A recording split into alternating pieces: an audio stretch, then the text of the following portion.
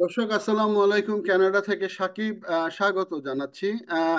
আগামী 20শে জানুয়ারি সোমবার আমেরিকার প্রেসিডেন্ট ডোনাল্ড ট্রাম্প রাষ্ট্রীয় ক্ষমতায় বসতে যাচ্ছেন। তার যে সেদিন যে তার শপথ গ্রহণ অনুষ্ঠান বা যে যে তার ইনগরেশন, সেই প্রোগ্রামে কানাডার প্রধানমন্ত্রী জাস্টিন ট্রুডো যাচ্ছেন না, এবং কানাডার মিনিস্টার লেভেলেরও খুব সম্ভবত কেউ যাচ্ছেন না, কারণ সেদিন কানাডার প্রধানমন্ত্রী জাস্টিন ট্রুডো তার একটি প্রোগ্রাম রয়েছে, এবং সেই প্রোগ্রামে তিনি ক্যাবিনেট সদস্যদের নিয়ে তিনি ব্যস্ত থাকবেন কিভাবে ডোনাল্ড ট্রাম্পের এই আসন্ন কানাডার যে 25% ট্যারিফ, সেই ট্যারিফ মোকাবেলা করা যায় সেটা নিয়ে। তো যেটা হচ্ছে যে এটা হয়তো আহ, ডোনাল্ড ট্রাম্প কিভাবে নেন সেটাও কিন্তু দেখার বিষয়, কারণ কানাডা হচ্ছে গিয়ে আমেরিকার সবচেয়ে নিকট প্রতিবেশী, এবং এক বাক্যে কানাডা সব সময় আমেরিকার প্রত্যেকটা জিনিসকে সমর্থন করে আসছে দীর্ঘদিন ধরে, এবং কানাডা সবসময় আমেরিকার পাশে থাকে। ঠিক সেই ধরনের একটি বন্ধু প্রতিম দেশ, যে দেশটির জনগণের আমেরিকা যেতে ভিসা লাগে না, আমেরিকার জনগণের কানাডা আসতে ভিসা লাগে না। কানাডা ও আমেরিকার সাথে বড় বড় অনেক ব্যবসায়িক সম্পর্ক রয়েছে, আত্মীয়তার সম্পর্ক রয়েছে। বলতে গেলে তারা একটি দেশের মতো তারা থাকে। তো সেই খুবই সবচেয়ে ভালো প্রতিবেশী দেশ, সে দেশের পক্ষ থেকে কেউ যাচ্ছে না। এটি অবশ্যই আগামী দিনে ডোনাল্ড ট্রাম্পের একটি ভাবনার বিষয়। এবং ডোনাল্ড ট্রাম্প যে 25% ট্যারিফের কথা বলেছেন, এবং এর পাশাপাশি তিনি যে কানাডাকে একটি আমেরিকার 51তম স্টেটের কথা বলেছেন, এবং তারই তারই এই ধরনের কথাবার্তার ফলে আহ, কানাডার কোনো প্রাইম মিনিস্টার লেভেল থেকে সেখানে যাওয়া হচ্ছে না। তো এটি যেমন ডোনাল্ড ট্রাম্পের যে সেই ক্ষমতায় আহরণের যে একটি দিন, সে দিনটাকে অবশ্যই ম্লান করবে। হয়তো আপাতত ভাবে এটা ডোনাল্ড ট্রাম্পের কাছে কিছু নাও মনে হতে পারে, কিন্তু আন্তর্জাতিক রাজনীতিতে এটির একটি অবশ্যই গুরুত্ব রয়েছে। এবং কানাডার মন্ত্রীরা না গেলেও আপনারা জানেন যে কানাডার প্রত্যেকটা প্রভিন্সের কিন্তু আলাদা আলাদা ক্ষমতা রয়েছে, এবং প্রভিন্সের হাতে অনেক কিছু। জানা গিয়েছে যে অ্যালবার্টার প্রিমিয়ার ড্যানিয়েল স্মিথ তিনি খুব সম্ভবত যাচ্ছেন, বা তিনি যাচ্ছেন, তবে তিনি কানাডার প্রতিনিধিত্ব করবেন না, তিনি তার প্রভিন্সের প্রতিনিধিত্ব করবেন। এবং ড্যানিয়েল স্মিথ আপনারা জানেন যে গতকালকে কানাডার প্রধানমন্ত্রী জাস্টিন ট্রুডো অন্যান্য যে 10টি প্রভিন্স এবং 3টি টেরিটরির প্রিমিয়ারদের নিয়ে মিটিং করেছেন, এবং সেখানে আমেরিকার যে পদক্ষেপ, সেই পদক্ষেপের এগেনস্টে তারা পাল্টা কিছু করার সিদ্ধান্ত নিয়েছে। সেই জায়গাগুলিতে ড্যানিয়েল স্মিথ কিন্তু সেই ঘোষণাপত্রে তিনি স্বাক্ষর করেননি। তো স্বাক্ষর করেননি অর্থাৎ ড্যানিয়েল স্মিথও হয়তো তার পুরো দেশের সমস্যাটাকে তিনি এককভাবে না দেখে তিনি তার প্রভিন্সের সমস্যাকে দেখছেন। কারণ আপনারা জানেন যে অ্যালবার্টা হচ্ছে গিয়ে তেল গ্যাসের স্বয়ং সম্পূর্ণ একটি প্রভিন্স, এবং যে প্রভিন্স থেকে আমেরিকাতে তেল যায়। এবং সেক্ষেত্রে ড্যানিয়েল স্মিথ হয়তো ডোনাল্ড ট্রাম্পের সাথে একটি ধীরে চলো নীতিতে আহ, যাচ্ছেন। তো ধীরে চলো নীতিতে যাচ্ছেন, তো যেটা হচ্ছে যে অ্যালবার্টার এই ধীরে চলো নীতিতে যাওয়া টোটাল কানাডার যে একটি আমেরিকার বিরুদ্ধে যে একটি অবস্থান নেওয়া, সেটিকে কিন্তু কিছুটা হলেও বাধাগ্রস্ত করবে।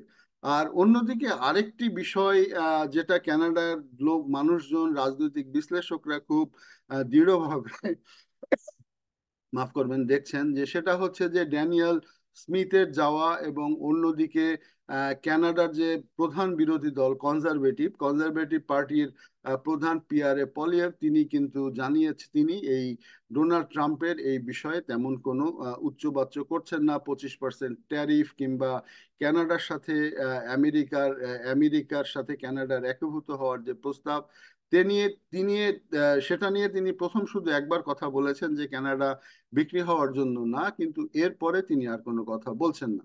এবং জাস্টিন ট্রুডো যে এই অনবরত সিরিজ মিটিং করে যাচ্ছে বিভিন্ন স্টেক হোল্ডারদের কাছে, বিশেষ করে 10টি প্রভিন্স এবং 3টি টেরিটরির প্রিমিয়ারদের সাথে, সেক্ষেত্রেও যেটা হচ্ছে যে কনজারভেটিভ পার্টির তেমন কোনো কঠিন ভূমিকা দেখা যাচ্ছে না। যদিও একটি বিষয় একটু ক্লিয়ার করা দরকার দর্শকদের উদ্দেশ্যে, যে প্রাইম মিনিস্টার জাস্টিন ট্রুডো যে এই মিটিংগুলি করছেন প্রিমিয়ারদের সাথে, তার মধ্যে কিন্তু বেশ কিছু প্রিমিয়ার রয়েছেন কিন্তু বিরোধী কনজারভেটিভ দলের সদস্য। এবং বিরোধী কনজারভেটিভ দলের সদস্য যেমন এর মধ্যে অন্টারিওর প্রিমিয়ার ডাক ফোর্ড, তিনি সবচেয়ে ভোকাল ডোনাল্ড ট্রাম্পের এই 25% ট্যারিফ এবং কানাডাকে স্টেট করার জন্য। এবং তিনি মাঝে মধ্যে মনে হয়েছে যে তিনি জাস্টিন ট্রুডোর চেয়েও বেশি ভোকাল, এবং তিনি কখনোই এই ডোনাল্ড ট্রাম্পের এই উল্টাপাল্টা নীতিকে মেনে নিচ্ছেন না। এবং তিনি আহ, আমেরিকান বিভিন্ন মিডিয়া, সিএনএন সহ বিভিন্ন মিডিয়াতে কিন্তু তিনি সাক্ষাৎকার দিয়ে যাচ্ছেন। এবং যেটা হচ্ছে যে তিনি ডোনাল্ড ট্রাম্পের বিরুদ্ধে অবস্থান নিয়েছেন। তিনি কিন্তু একজন কনজারভেটিভ পার্টির সদস্য। তো কনজারভেটিভদের এই আচরণ হয়তো মানুষকে কিছুটা ক্ষুব্ধ করেছে। আবার ডোনাল্ড ট্রাম্পের পলিটিক্যাল আইডিওলজি এবং অন্যদিকে যেটা হচ্ছে যে কনজারভেটিভদের পলিটিক্যাল আইডিওলজি অনেকটা একই ধরনের।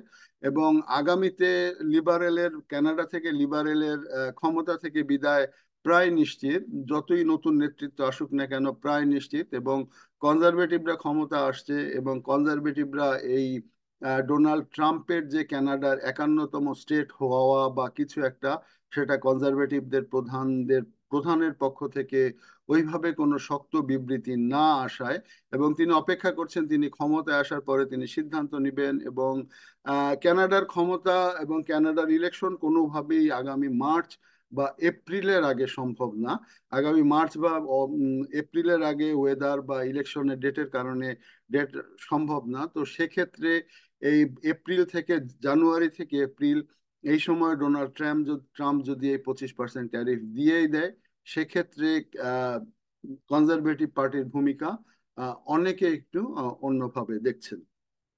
তো যাই হোক, ডোনাল্ড ট্রাম্পের শুরুটাই হবে কিন্তু তার সবচেয়ে নিকট একটি বৃহৎ দেশ। এবং হ্যাঁ, হয়তো ক্ষমতার দিক থেকে বা মিলিটারি শক্তির দিক থেকে কানাডা দুর্বল হতে পারে, কিন্তু এত বড় একটা রিসোর্সের দেশ, এই এত বড় একটি রিসোর্সের দেশের সাথে তিনি সম্পর্ক খারাপ করছেন। অন্যদিকে আমরা এখন পর্যন্ত জানি না যে মেক্সিকোর প্রেসিডেন্ট সেখানে যাবেন কিনা, কারণ আপনারা জানেন যে আমেরিকার উত্তরে কানাডা এবং দক্ষিণে মেক্সিকো, এই দুইটি দেশের সাথে যদি বৈরী সম্পর্ক করতে চায়, তাহলে ডোনাল্ড ট্রাম্পেরও কিন্তু রাজনৈতিকভাবে বেশ কিছু প্রবলেম হবে।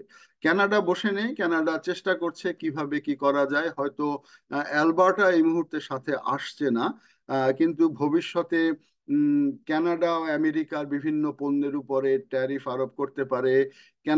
আমেরিকার বড় বড় ব্যবসা রয়েছে কিন্তু কানাডার সাথে, ওয়ালমার্ট বলেন, কস্কো বলেন, ম্যাকডোনাল্ডস বলেন, অনেক কোম্পানির মালিক কিন্তু হচ্ছে ইউএস এর লোকজন। এবং ইউএসএ পৃথিবীর অন্যান্য দেশে ব্যবসা করতে যেভাবে জটিলতা পেতে হয়, যেমন সে যদি ইউরোপে ব্যবসা করতে যায় আটলান্টিক পাড়ি দিয়ে যেতে হয়, আফ্রিকায় ব্যবসা করতে গেলেও বড় সমুদ্র পাড়ি দিয়ে যেতে হয়, এশিয়াতেও সেই অবস্থা। কিন্তু কানাডায় কিন্তু সেই অবস্থা না। একই একটি গাড়ি নিয়েই কিন্তু তারা কানাডায় চলে আসতে পারে এবং তাদের ব্যবসা বাণিজ্য করতে পারে।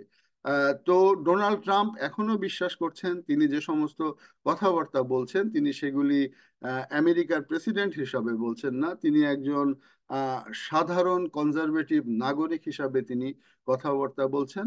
তো এখন দেখা যাক তিনি ক্ষমতায় এই 20 তারিখে সোমবার দিন আসছেন, তারপরে কি অবস্থা ঘটে। তো আহ, এটি আসলে আমেরিকার ইতিহাসে বিরল নিকট অতীতকালে, যে সেটা হচ্ছে যে আমেরিকার প্রেসিডেন্ট ক্ষমতায় আসছে আর কানাডা তাকে স্বাগত জানাচ্ছে না।